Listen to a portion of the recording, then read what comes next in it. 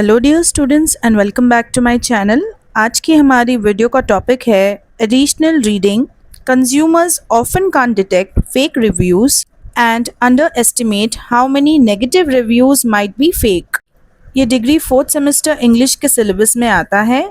अगर आपको इसका सिंगल आंसर चाहिए तो उसकी लिंक कमेंट सेक्शन में है, डू चेक दैट आउट। इस लेसन का माइंड मैप भी अवेलेबल है। आज हम इस लेसन की समरी को फुल हिंदी में समझेंगे। About the author, Dr. Shabnam Azimi teaches marketing as an assistant professor at Quinlan School of Business. She instructs graduate and undergraduate students in digital marketing analytics and digital marketing. इस lesson को doctor Shabnam अजीमी ने लिखा है। वो assistant professor है क्विनलन school of business में। तो वो इंस्ट्रक्ट करती है यानी कि इंस्ट्रक्शंस देती है ग्रेजुएट स्टूडेंट्स को और अंडर ग्रेजुएट स्टूडेंट्स को, यानी कि जो स्टूडेंट्स अभी ग्रेजुएशन परस्यू कर रहे हैं डिजिटल मार्केटिंग एनालिटिक्स में और डिजिटल मार्केटिंग में। अब दोनों में क्या फ़र्क है? सबसे पहले डिजिटल मार्केटिंग, इसका मतलब होता है चीज़ों को बेचना ऑनलाइन एड्स के ज़रिए, ईमेल्स के ज़रिए, वेबसाइट्स के ज़रिए या फिर कोई और सोशल मीडिया प्लेटफॉर्म जैसे कि फेसबुक, इंस्टाग्राम, व्हाट्सएप, इसके ज़रिए। और डिजिटल मार्केटिंग एनालिटिक्स का मतलब होता है चेक करना कि प्रमोशन कितना अच्छा चला है, वेबसाइट पर कितने विजिट्स है, क्लिक्स है या फिर सेल कितना हुआ है प्रोडक्ट का प्रमोशन करने की वजह से। In the context of a dynamic economy, Shabnam study investigates how individual trades and internet information affect consumer judgment and decision making. एक डायनामिक इकोनॉमी वो होती है जो वक्त के साथ बदलते रहती है, यानी कि जॉब्स, टेक्नोलॉजी, ये सारी चीज़ों की वजह से चेंज होती रहती है।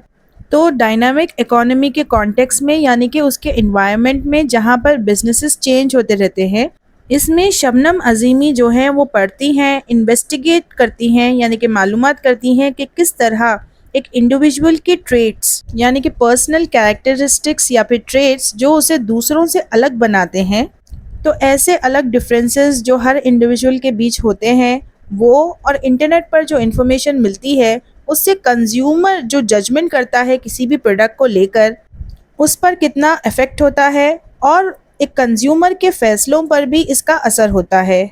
Her study explores confusing situations such as delay and widespread use of fake online customer evaluations in an effort to expose underlying prejudices, misunderstandings and weaknesses that customers might slip into। यानी कि शबनम अजीमी की जो research है, जो study है, वो explore करती है यानी कि देखती है, एक्सप्लेन करने की कोशिश करती है ऐसे सिचुएशंस को जो कि समझना मुश्किल है, ताकि लोग उन्हें बेहतर समझ पाएँ।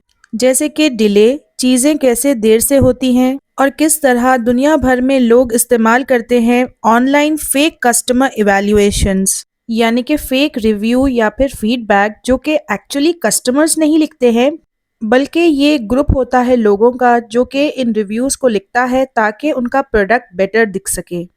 इन कस्टमर्स फेक रिव्यूज़ को देखकर प्रोडक्ट को ज़्यादा परचेज करने लगते हैं। तो अपनी स्टडी के ज़रिए वो एक्सपोज करना चाहती हैं अंडरलाइंग प्रेजुडिसेस को। अंडरलाइंग प्रेजुडिसेस यानी कि लोग पसंद करते हैं प्रोडक्ट्स को उनके ब्रांड की वजह से, उनके अपीयरेंस की वजह से या फिर उनके नाम की वजह से, जबकि प्रोडक्ट एक्चुअल में अच्छा नहीं होता। ये बस सुनी सुनाई बातें होती हैं एंड ब्रांड के बड़े नाम की वजह से प्रोडक्ट पॉपुलर हो जाता है। मिसअंडरस्टैंडिंग्स यानी कि गलत फहमियाँ जो कि प्रोडक्ट को लेकर है, या फिर वीकनेस जिसमें कस्टमर्स आ सकते हैं, यानी कि आदत से मजबूर कस्टमर्स कभी कभी प्रोडक्ट के बारे में ज़्यादा सोचते नहीं हैं, बस ब्रांड नेम देखा और ख़रीद लिया, वो दूसरे ऑप्शंस को कंसिडर ही नहीं करते। Researchers wanted to see how good people are at telling real hotel reviews from fake ones. They looked at 1,600 reviews of hotels in Chicago. Then they got 400 people to guess which reviews were true and which were made up. The researchers also asked these 400 people about their personalities. They wanted to know if they were outgoing, nice, open to new things, focused or anxious. So एक team है researchers की जो कि जानना चाहती थी कि लोग कितने अच्छे हैं सच बोलने में, सच्चा रिव्यू देने में होटल्स के बारे में, बजाय इसके कि वो फेक रिव्यू दें। तो उन लोगों ने 1600 रिव्यूज़ को देखा होटल्स के जो कि शिकागो में थे, एक जगह है यूएस में। देन इस रिसर्चर्स की टीम ने 400 लोगों को बुलवाया गेस करने के लिए कि कौन से रिव्यूज सच्चे हैं और कौन से रिव्यूज मेड अप रिव्यूज है यानी कि फेक रिव्यूज है। इन 400 लोगों से उनकी पर्सनैलिटी के बारे में भी पूछा गया कि किस तरह का उनका बिहेवियर है। रिसर्चर्स जानना चाहते थे कि क्या ये लोग आउटगोइंग हैं। आउटगोइंग यानी कि जो लोग फ्रेंडली होते हैं या फिर सोशल गैदरिंग में ज़्यादा इन्वॉल्व होते हैं।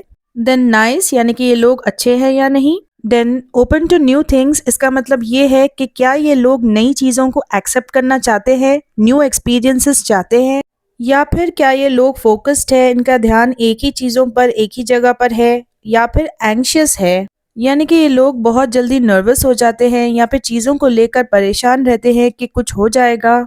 The study found something interesting. People who like trying new things are better at spotting fake reviews. On the other hand, outgoing people often get it wrong. The study also showed that people trust bad reviews more than good ones. But what's surprising is that many of these bad reviews could actually be fake. तो researchers ने जो study की उससे एक interesting बात मालूम हुई कि जिन लोगों को नई चीज़ों को ट्राई करना अच्छा लगता है वो ज़्यादा पहचान पाते हैं फेक रिव्यूज़ को यानी कि नकली रिव्यूज़ को।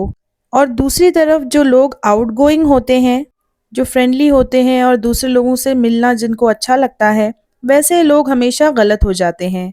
इस स्टडी ने इस बात को साबित कर दिया कि कुछ लोग खराब रिव्यूज़ को ज़्यादा मानते हैं, उन पर ज़्यादा ट्रस्ट करते हैं बजाय इसके कि अच्छे रिव्यूज़ पर ट्रस्ट करें। लेकिन जो बात नई है और सरप्राइजिंग है वो ये है कि ये जो ख़राब रिव्यूज़ है वो भी तो फेक हो सकते हैं। हो सकता है कि कोई दूसरी राइवल कंपनी ने कोई ग्रुप को हायर किया हो कि वो बैड रिव्यूज लिखें किसी दूसरी कंपनी के प्रोडक्ट के बारे में। What makes people trust a review? Well, if a review is easy to read, long and detailed, people are more likely to believe it. But the research didn't really explain why your personality or the way a review is written affects how much you trust it. They also didn't say why people trust negative reviews more than positive ones. तो क्या वजह है लोगों की किसी भी review पर trust करने की? अगर कोई रिव्यू आसान हो पढ़ने में, लंबा हो और डिटेल में लिखा जाए तब लोगों को उस पर ट्रस्ट आने लगता है और वो उस रिव्यू को सच समझ लेते हैं एंड उस पर बिलीव करते हैं। लेकिन इस रिसर्च ने इस बात को एक्सप्लेन नहीं किया कि क्यों आपकी पर्सनैलिटी या फिर जिस तरह एक रिव्यू को लिखा जाता है वो अफेक्ट करता है कि कितना आप उस पर ट्रस्ट करोगे। इस रिसर्च ने ये भी नहीं बताया कि क्यों लोग ज़्यादा ट्रस्ट करते हैं नेगेटिव यानी कि ख़राब रिव्यूज़ पर ज़्यादा पॉजिटिव रिव्यूज़ से। So if you're someone who is open to new stuff, you might have an easier time figuring out which reviews are fake. But if you're more of a social butterfly, you might find it more difficult. And just because a review is written well doesn't mean it's true. Be careful when you're reading reviews, especially the bad ones, because they might not be real.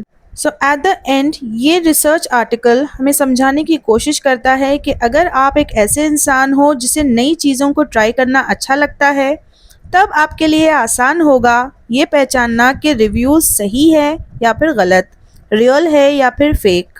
लेकिन अगर आप एक social butterfly हो, आपको घूमना फिरना, लोगों से मिलना, आउटगोइंग नेचर है आपका, तब आपके लिए फेक रिव्यूज़ को पहचानना बहुत मुश्किल हो जाएगा। एंड जस्ट बिकॉज कोई रिव्यू डिटेल में लिखा गया है इसका मतलब ये तो नहीं है कि वो सही है, सच्चा है। जब हम किसी भी रिव्यू को पढ़ते हैं तब हमें केयरफुल होना चाहिए, स्पेशली बैड रिव्यूज़ को लेकर, क्योंकि हो सकता है कि वो नकली हो, फेक हो, they might not be real. Don't forget to check the link for the single answer of this lesson, and all other lessons and grammar topics are uploaded. The links are given in the comment section. And do hit the bell icon, students, so that you get notified for my next most important video.